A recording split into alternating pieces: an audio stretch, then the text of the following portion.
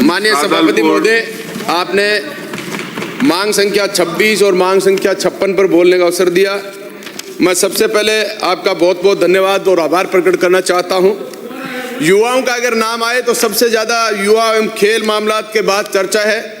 सबसे पहले राजस्थान में राज्य क्रीड़ा परिषद राजस्थान संस्था रजिस्ट्रेशन अधिनियम 1958 अंतर्गत एक पंजीकृत संस्था है और युवा मामले और खेल विभाग के नियंत्रण में राज्य में खेलों के विकास की सर्वोच्च संस्था है।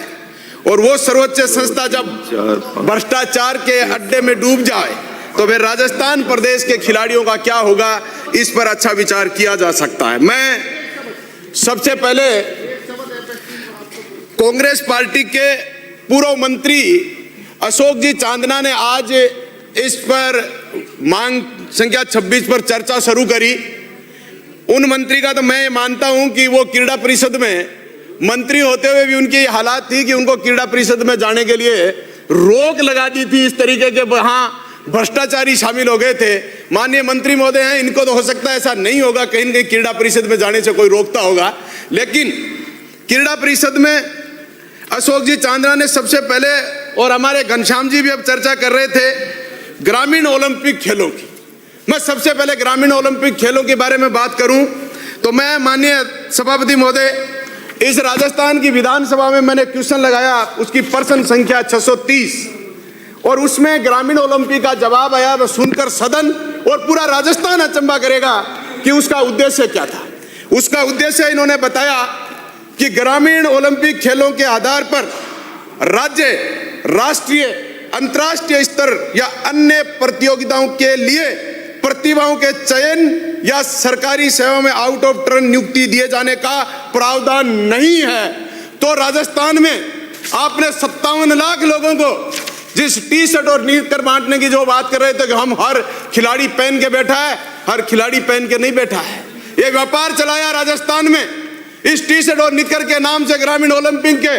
मेरे घर भी आज 50 टी शर्ट पैक की पैक पड़ी है और पूरे राजस्थान में मैं मांग करता हूं मंत्री महोदय से, ये टी शर्टें जिन शिक्षा विभाग के माध्यम से बंटवाई गई, अगर आज भी मंत्री महोदय अगर पूरे राजस्थान में आप शिक्षा विभाग से आंकड़े ले लो कि किस किस को टी शर्टें वितरण करेगी, कितनी आपको दीगी, कितनी आपने वितरण करी, वापिस मंगाओगे तो लाखों की संख्या में आपको मिलेंगे। माननीय मंत्री महोदय, आपने मेरे इस प्रश्न के जवाब में जांच करवाई और जांच आपने करवाई वित्त विभाग से, और वित्त विभाग में उस समय जिन अधिकारी से आप जांच करा रहे थे आईएएस नरेश जी ठकराल साहब से, वो उस समय उस क्रीड़ा परिषद के अध्यक्ष थे 2022 में माननीय सभापति महोदय। और वो नहीं व्यक्ति के द्वारा अगर आपने वो जांच कराई तो उस जांच से मैं संतुष्ट नहीं हूं अपने आप में, क्योंकि वो जांच सही नहीं होगी, क्योंकि जो अध्यक्ष था उसी से अगर आपने जांच कराई तो वो जांच मुझे संभव नहीं है कि वो ठीक है। उस जांच के कुछ आंकड़े मेरे सामने आपके दिए हुए विभाग द्वारा हैं, मैं आपको बताना चाहूंगा। 17 पॉइंट पर उस पर आक्षेप लगाए गए अंकेक्षण विभाग द्वारा। खेल आयोजन हेतु स्कूल शिक्षा परिषद को जारी राशि का उपयोगिता प्रमाण पत्र प्राप्ति का अभाव 10,33,35,00,000 रुपए का। इसी तरीके से पंचायती राज विभाग से जारी राशि का उपयोगिता प्रमाण पत्र प्राप्ति का अभाव राशि 7,63,20,000 रुपए का।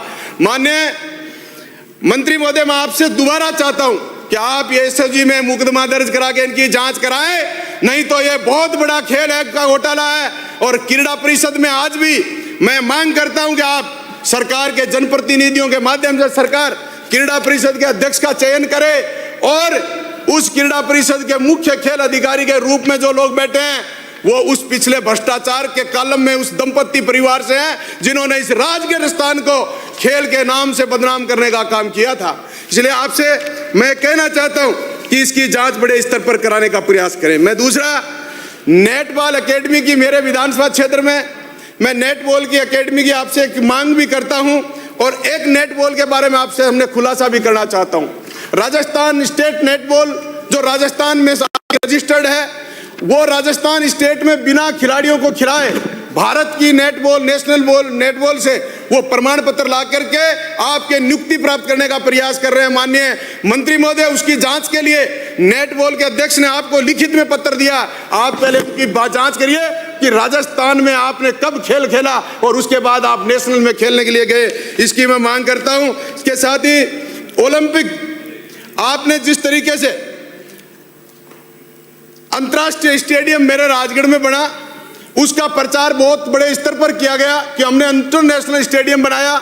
माननीय मंत्री महोदय, मैं एक तो आपसे उसमें जांच का विषय है कि 2 करोड़ रुपए आपकी राज्य सरकार ने और एमएलए कोटे से उसमें लागू हुए, और 2 करोड़ रुपए का काम आज दिन तक पिछले 3 वर्ष में नहीं हो पाया है, और आपके किसी ठेकेदार ने अधूरा स्ट्रक्चर खड़ा करके 2 करोड़ रुपए की पूरी राशि का भ्रष्टाचार हुआ है। मैं कहता हूं उस काम को या तो संपूर्ण कराएं, अगर संपूर्ण नहीं करा सकते तो उस ठेकेदार के खिलाफ उस 2 करोड़ रुपए की जांच करा के उनसे रिकवरी करें और उसके पेनल्टी लगाने का काम करें।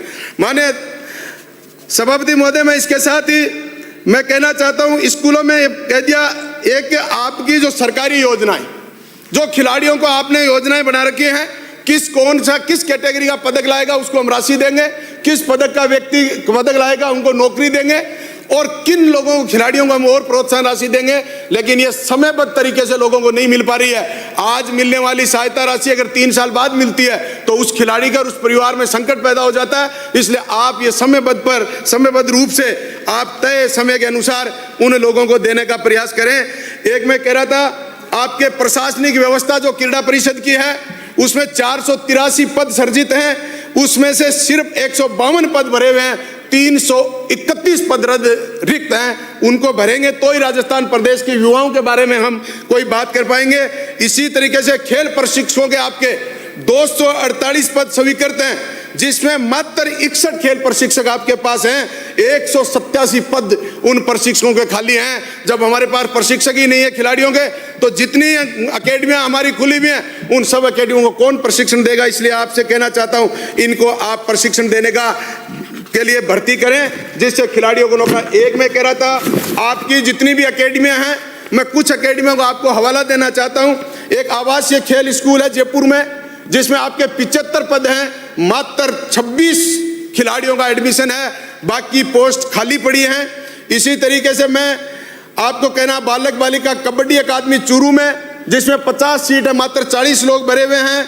इसी के साथ ही आपको एक बालक बास्केट अकादमी जयपुर में है, जिसमें 25 में से मात्र 12 सीटें भरी हुई हैं। जहां ये रिक्त स्थान है उनमें काबिल बच्चों को आप एडमिशन देकर उनको प्रशिक्षण देने का काम करें, खाली स्थान नहीं रहे। और एक में भूखंड आवंटन की आपकी पॉलिसी है, मैं धन्यवाद करता हूं कि आप लोगों ने भूखंड आवंटन पॉलिसी तो करी, लेकिन क्या आपने मंत्री महोदय पॉलिसी जो बनाई है वो खिलाड़ियों को आवासीय रेजिडेंस देना चाहते हैं, कॉमर्शियल रेजिडेंस देते हैं, कॉमर्शियल एक्टिविटी के लिए देते हैं। ऐसे जिन लोगों के आपने आवंटित करे हैं उनमें वो आवासीय रेजिडेंस करे, वो मान्य है। लेकिन अगर कॉमर्शियल कर रहे हैं तो इसकी आप जांच कराओ पूरे राजस्थान में। जिनको आपने आवास के लिए आवंटन करा और उससे हटकर अगर उसका उपयोग कर रहे हैं तो उसकी भी जांच का बड़ा विषय है, आप उसकी जांच करें। के साथ मैं ये कहना चाह रहा हूं कि आपका एक महाराणा प्रताप यूनिवर्सिटी की पिछले बजट में घोषणा हुई, और उसमें एक बार बजट आपका 80 लाख स्वीकृत हुआ और दोबारा उसमें फिर 15 लाख रुपए का बजट स्वीकृत हुआ। और आपके डिपार्टमेंट ने लिखा है, आंकड़े महाराणा प्रताप खेल विश्वविद्यालय की स्वीकृति जारी नहीं होने के कारण शून्य रखे गए हैं। शून्य हुए 80 लाख रुपए और 15 लाख रुपए का बजट आवंटित हो गया, लेकिन आपकी कोई क्रियान्वित नहीं होने के कारण उस पर कोई खर्च नहीं हो पाया। माने 2 मिनट में सभापति महोदय, मैं इनको भी मैं दे रहे हैं, दोनों तरफ की स्थिति ऐसी है कि मुझे ऐसा लग रहा है आपकी तरफ से लोग इसलिए नहीं बैठते कि आपकी सरकार ने हाथ बांध दिया हमारे मंत्रियों को।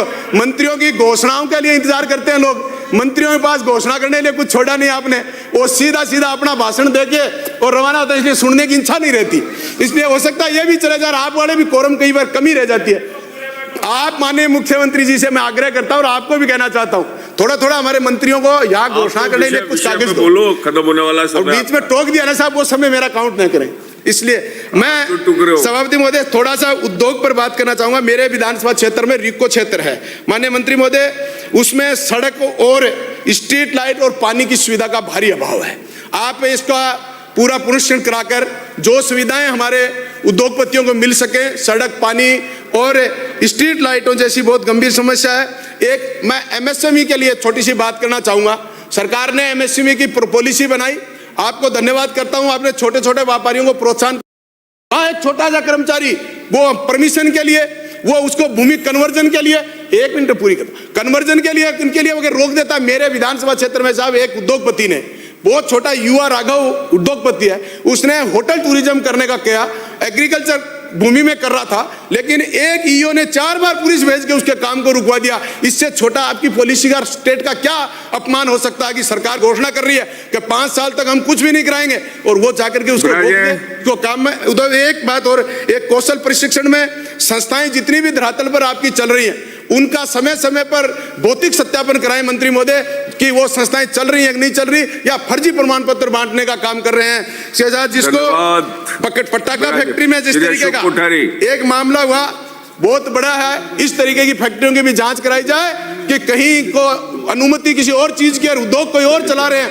इस उद्योगों को भी आप रोकने का काम करें। एक मेरे शेखावटी क्षेत्र चूरू जिले में हैंडीक्राफ्ट का बहुत बड़ा व्यवसाय व्यापार है, लेकिन बाजार नहीं होने के कारण, व्यापार नहीं होने के कारण उनको बेचने में भारी दिक्कत आ रही है। उनको बाजार विकसित कराएं और लोगों को लाभ मिले। धन्यवाद सभापति महोदय, आपने मुझे बोलने का अवसर दिया। अशोक कुमार कोठारी। आभार सभापति महोदय। बजट संख्या 26 और 56 खेल और उद्योग पर समय